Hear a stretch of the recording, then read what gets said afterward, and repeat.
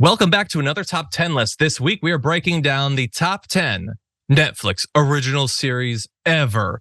And I was inspired to do this list because my wife shared some journalists doing, I think, the top 20. And the list was trash. I'm just going to say that. Recognition was not given to shows that worked hard to deserve it. So to right that wrong, we're going to be doing our top 10. And by we, I mean me and Francesca Fiorentini, the host of the Bitchwation Room, available on Patreon. Everyone check it out. Francesca, how's it going? It's okay. It's good to have you here. I'm glad that you're okay. It's good to be here. I'm smiling because daycare texted me. They were worried that there was blood on the baby's head, but it was blackberry stain from this morning because she didn't like the blackberries I gave her and she just smushed it on her head and I didn't really clean it. I was just like, nah, but I didn't clean it very well. Anyway, good daycare. Oh, geez. Okay, I'm glad they checked in. Yeah. I'm assuming they called you right after they called Child Protective Services. Yeah, exactly. Anyway, okay, well, we're talking Netflix original series. Let's do it. Everyone knows there's nothing I love more than talking about movies and TV shows. So let's jump into it. What's your number 5? It's good that the strikes are over, so we can talk about this. This was hard, and I just want to caveat and say there's a lot of shows that Netflix bought after it was successful on another platform, and I think that's both good and bad. I really wish they would take more chances on stuff first rather than just like buying something that's already successful. But these are Netflix originals. My number 5, and I know it's comedy and I should put this at number 1, but since I'm a comic, but number 5 is I Think You Should Leave. It is a sketch comedy with Tim Robinson? Yeah. Tim Robinson, yeah. Yeah, and thank you. And it's hilarious. It's so kooky and perfect and so perfectly unique. And it's not just like regular sketch. I like when sketch shows and comedy shows have such a clear voice and personality and they're so dumb. The sketches are short, like really short, which I love. Just some of the best stuff. Like the guy who's like, I'm gonna debate you on any subject, and if I'm losing, I will go on my phone. I'm gonna go on my phone. Like that's one of my favorite. That's one of my favorites. And then the professor who's gonna blackmail the people he's out to dinner with if they tell anybody that he stole someone's food because he's like, I should have got that. And there's just the I should have got that. And now I say that all the time. I should have got that. The guy who doesn't know how to drive. It's so funny. Where'd you learn how to drive? I don't know how. It's really hard. Not everybody has to know everything. Yeah, and he's like, just go. And he's like, oh, okay, I don't. Like he doesn't know how to drive. Literally, it's very funny. It does have a voice. That is definitely the case. Yes. Okay, good number 5. My number 5 is Love, Death, and Robots. Excuse me? Haven't seen that, have you? No, tell me. Death and Robots. So Love, Death, and Robots has had, I think, 3 seasons. It is a series where each episode is a mini animated sci-fi short, basically, like a little movie. But they're all done by different artists, and so the art style varies widely. There are ones that are like anime, ones that look photorealistic. There are ones that are comedy, ones that are horror, ones that are like action. And I love getting these little snippets of different voices and different styles. Some of them are really hilarious. Some of them are just fascinating stories crammed into a tiny little bit. They have some good celebrity cameos in a few of them. And I binge it every time a new season comes out. And I've rewatched many of them multiple times. It's wildly inventive and creative. And I wish there was more art like that. Oh, they're all like technically sci-fi. Some are way more sci-fi than others. Some are more fantasy. They usually have something to do with robots or with sex or with, like death, as it says, but they're all so different, and it's one of the most creative shows that I've ever watched. This looks amazing. Is it like cool. A Black Mirror type, like lots of cameos, interesting sci-fi? Okay. Kind of. I mean, it's all animated, so there's not as much of like the cameos, but yes, it is like it's interesting scenarios, basically. A lot of them are futuristic, some are in our world. Yeah. Nice. That's my number 5. Is it like sad, depressing, dystopian? Because I don't like that. Or kind of sometimes. I'm sure some are dystopian. No, some of the dystopias are not, or some of the apocalypses are not dystopian. They can be very light, and there are very humorous episodes, definitely. Okay. Oh, I love it. I would say that's more of the tone, is like a lighter look at these scenarios. Yeah. Right. I would give it a try. Okay.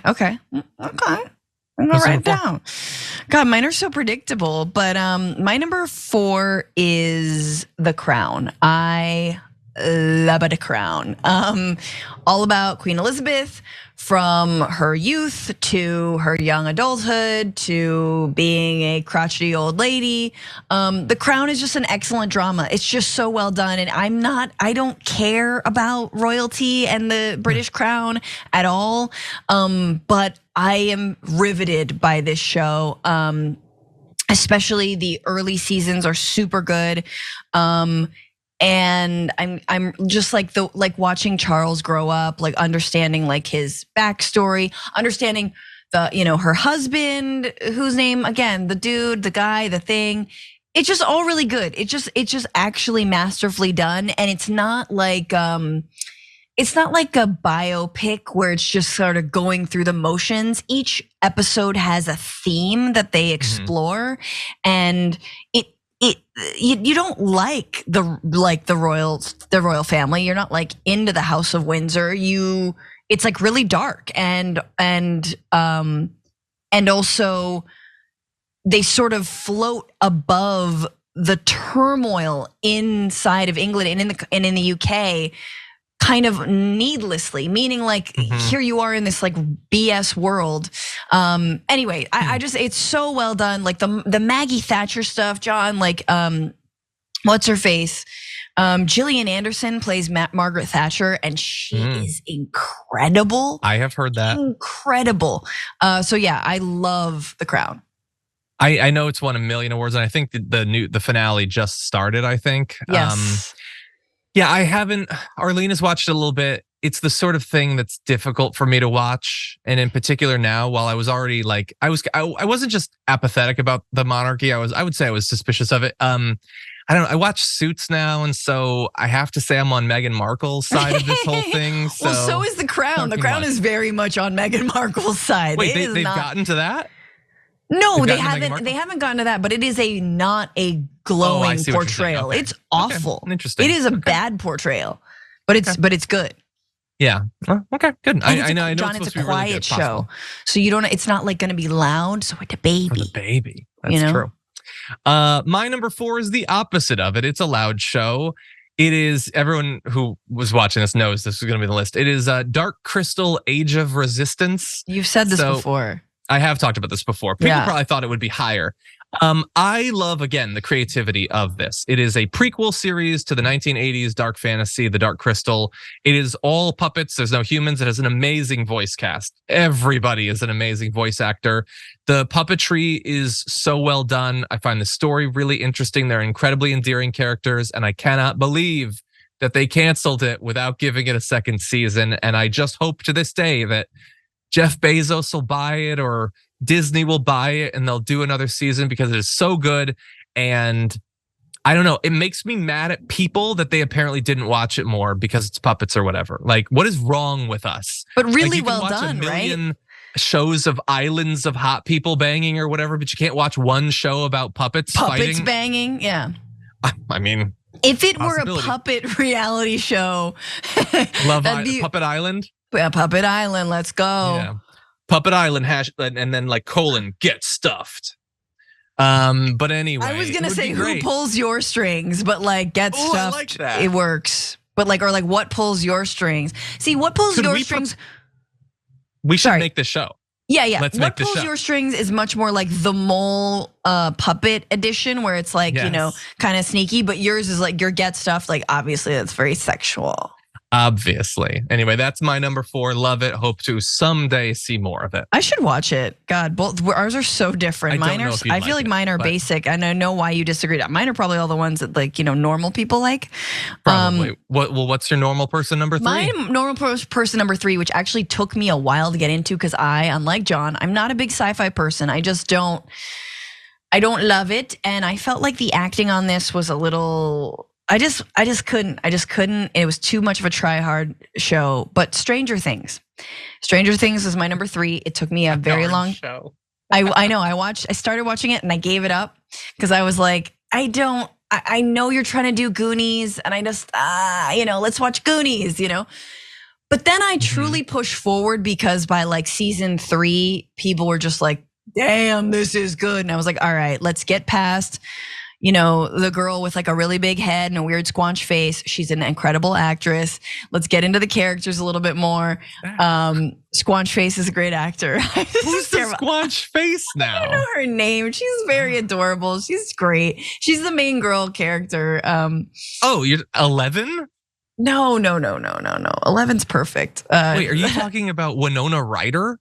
No. The young girl, the teen older girl who has like the love triangle. She does look a little bit like a character from The Dark Crystal. Yes, she has a very like elfin, delicate face. Super elfin. She's an amazing actress. Yeah. But also here, the reality is like I like that she looks interesting. Like I hate when like shows are like, oh, every single person is hot in the exact same way. You're like, no, you should have interest. But anyway, I love Stranger Things. How can you not? It's so good. It's riveting. I'm a little bit tired of like the bad coming, like just all of like, it's in a new form of, and he mind controls this way, and the flare and the thing, but I believe this will be the last season if and when it gets made, and so I'm here for it and I love it. Yeah, and I honestly think because they do cast people who look a little bit different.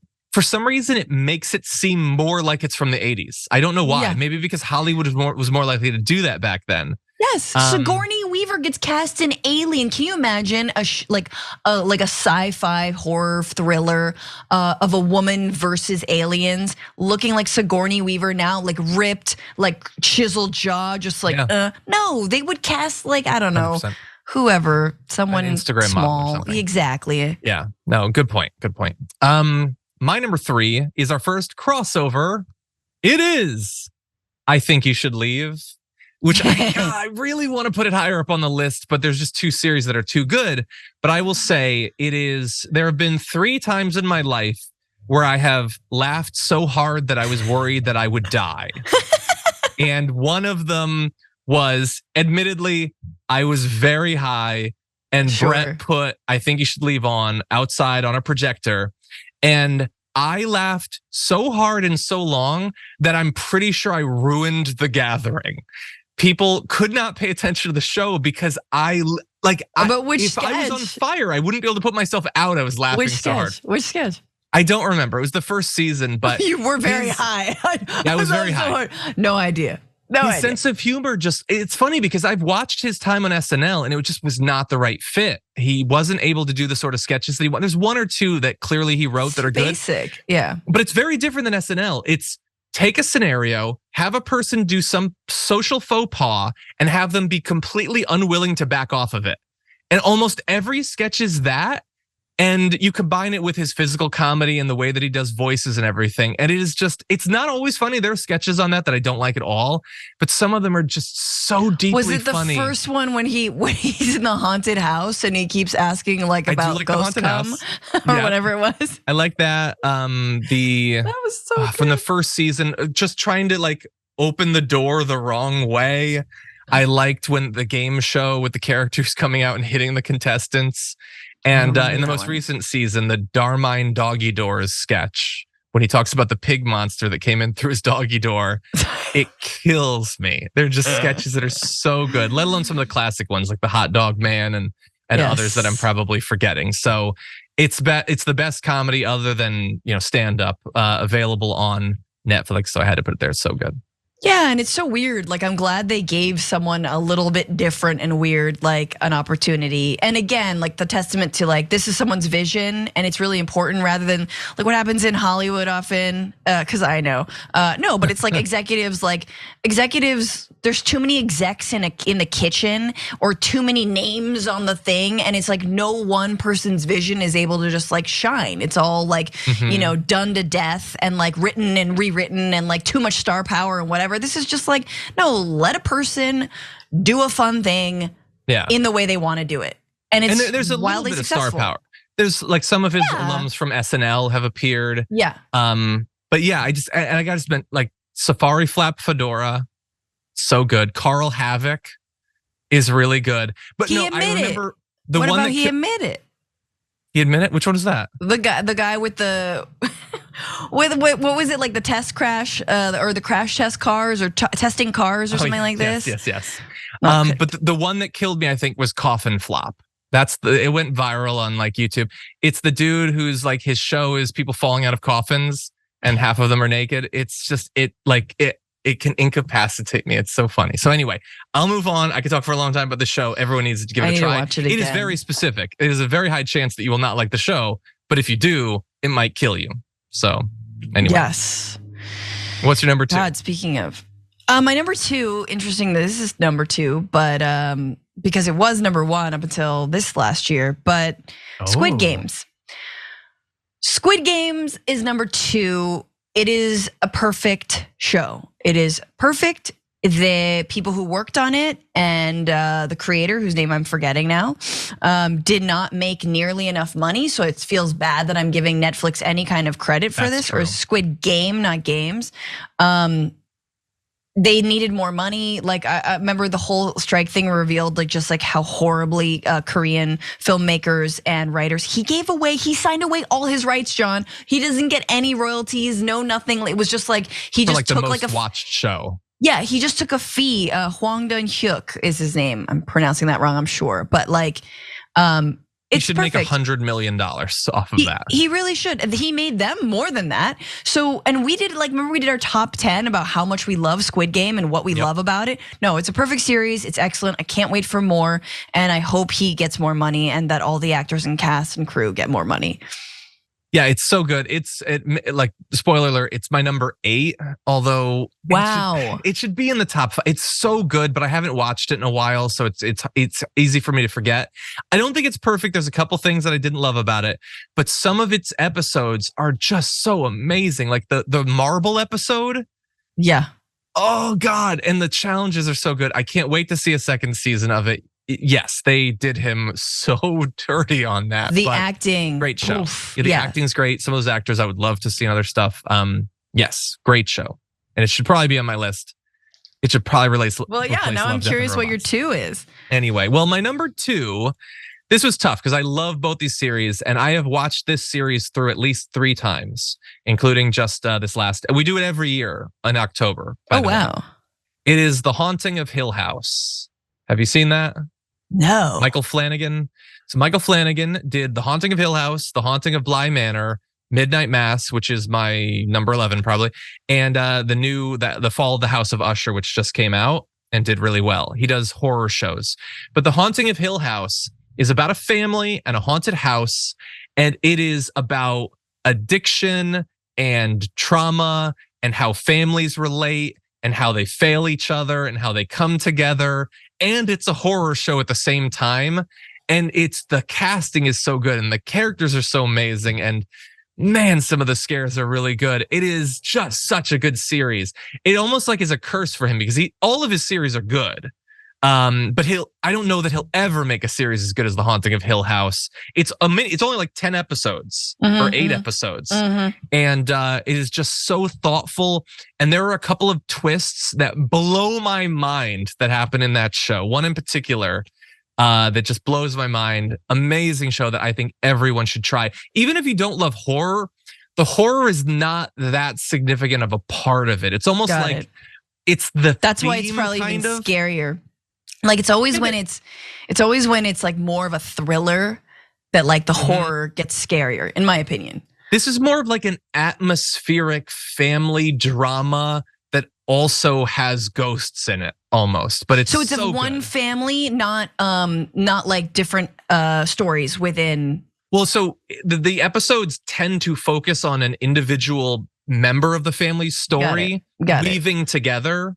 And then through the course of all their perspectives, you learn like the full story. And you watch it every year since it came out in 2018? I think we've watched it at least 3 times. Oh my God. It's so good. It's so good. And it's not long. Like it's only like 10 episodes or whatever, but it's so good. Everyone should give it a try. All right. That's my number 2. Halloween is coming on, so like next year or whatever. There you go.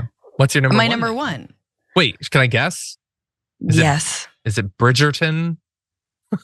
I mean, I like hot naked people as much as anyone, but no, I also don't like period pieces. Like even though I'm a big Downton fan, big old Down fan.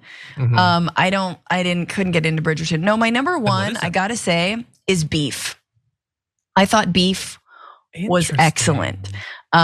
It's a comedy, it is a drama, it is so well done. I thought it was like, just again, a truly original story that didn't fit neatly into either drama, either comedy, either horror. It didn't pull out any, like, doesn't really have star power. I mean, Ali Wong is in it, she's great. What is his name? I'm gonna be such a Stephen Yeun? Yes, Stephen Yeun. Stephen Yeun is so good. Stephen Yeun is so good. I'm terrible with actors, but he's perfect. Like, he's the best. Anyway, did you see it? Okay, so we watched the first episode and I really liked it because I love him and I'm like mildly obsessed with her. I think her comedy is so good and I really liked it. The issue was that after we saw the first episode, I don't know if you know, but there was this thing that erupted about their defense of this guy who had done this terrible stuff. Yes. And it just kind of soured it and we fell off. I would like to finish the show, but that kind of ruined it. Not Danny Cho. Yeah, one of the actors was like admitted to sexually assaulting a masseuse, and it's like, okay, that seems awful. Yeah. That being said, the series had already been filmed, whatever. Yes, and it's hard to know what, but it is so brilliantly done. It's just a really good show. It wasn't what I expected, and I would like to watch it at some point. Okay, good number one and unexpected. Okay, my number one at this point probably will come as a surprise to no one. I don't think. Can you guess? Yeah, Stranger Things, of course. Yeah, no, it's Stranger Things. I really do like The Haunting of Hill. The Haunting of Hill is perfect for what it is, and I love it. But as like a big thing, Stranger Things is like, it would be on my top 20 list of IPs, I think. Yeah, it's epic. Yeah, it is not a perfect show. It has issues or whatever, but I love it. Only the second season to me is a little bit of a down spot for it. But with the third season and the rise of like them being teens and going to the mall, it was so cool. And I love some of the new characters. I think that Maya Hawke is awesome. I thought she was a great addition to the show. And the fourth season, I loved the fourth season. Fourth season was great. Fourth season, yes, I'm getting, like, you can only do this show for so long, and I'm glad that they're wrapping it up. But I love the villain. I'm not gonna do spoilers, but there's a scene, the running up that hill scene, like, man, you really struggle in shows like this to really sell uncertainty about the fate of a character. And very often you know what's gonna happen, one way or the other with a character. But this one, it was the most uncertain I've ever been about whether a character is going to make it out of a scenario. That it was so well done. That scene was the reason I started watching it. So I watched that scene. Really? Yeah, I watched the scene and Matt was like, you should just watch this scene. It's great. Like, you don't have to know the show to like see how dope this scene is. I watched it and was like, okay, that's too good to not, like, I'm already invested and I had no idea who anyone was. Okay, interesting. I don't know if that would have like by itself hooked me, but because I need to know the characters. But yeah, that scene is great. The show is great. Now I will say in the fourth season, the adult characters storyline wasn't well handled. It didn't matter. It was repetitive. I don't know why they did that, but there's so much good in the show. I can't wait to see more. You mean in Russia? I love the yeah, I didn't care about any of that, man. And I love Hopper, but anyway, it just seemed so to the side and pointless. But I love the show. I love how it weaves together kid stories, teen stories, adult stories, all into one thing. Really cool teen archetypes. Just thinking about it, I have to watch the show again. Very well done. I love it. I hope that someday there will be more shows like that are good. It's also, there's been a few attempts, but what's interesting about the show is that rarely do you have new characters who actually supplant the old characters as your favorite. And as someone who, to be honest, was not and still am not in love with the initial characters, I gotta just be honest. Like, I don't really love all the initial characters, but then the ones that get added, you're like, oh no, you're good, you're great, you're like interesting and different and funny and like, I mean, Hopper's probably my favorite of the original characters, and yeah, that's about it. Yeah, Just great show. Great show. So I'm just going to quickly throw out, just because it's so hard to weed out to 5. My next 5 probably would be The Curious Creations of Christine McConnell, which I love. And I can't believe they only did 1 season of it. The Who and a Who. It's a craft and cooking show for Halloween.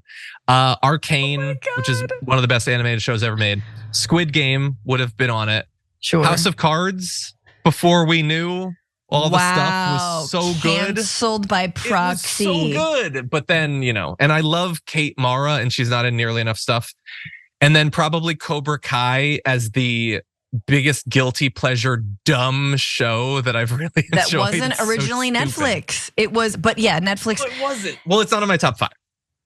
But they rushed these last 2 seasons. I have inside information. I haven't been watching those, but I want to talk to you. You would have been on the list, but it's not a Netflix original series. Me? Black Mirror is not an original series. No, it's not. And that's where I watched The Good Place for the first time, but it wasn't a Netflix original series. So anyway, those are our top 10. Thank you everyone for joining us. Maybe at some point, I don't know about your use of other streaming platforms. I would love to do this for other platforms at some point. Happy to. For now, yes, that's what we've got right now. Thank you everyone for supporting us. We'll be back with more in the future.